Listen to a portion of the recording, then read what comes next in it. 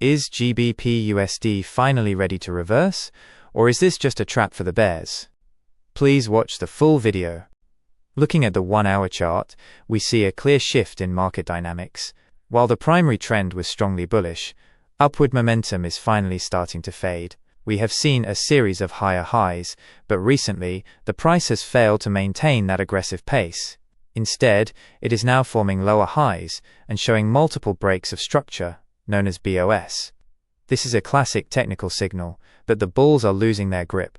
Currently, GBPUSD is hovering around the 1.3490 level after experiencing a sharp rejection from the 1.3550 to 1.3580 supply zone.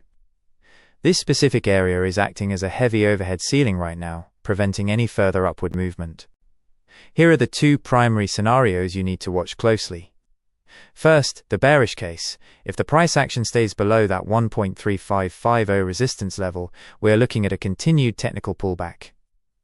My primary targets for this downward move are 1.3450, 1.3400, and potentially sliding down to the major demand zone at 1.3350.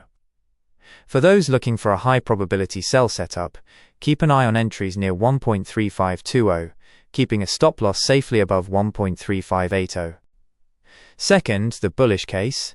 The original uptrend only resumes if we get a clean candle break and a sustained hold above the 1.3580 level.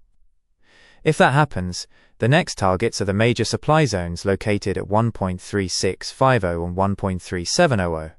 The key takeaway is that we are firmly in a pullback phase. Watch the 1.3400 level very closely.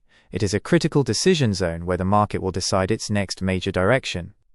Stay patient and wait for confirmation. Follow for more. The next analysis is coming very soon.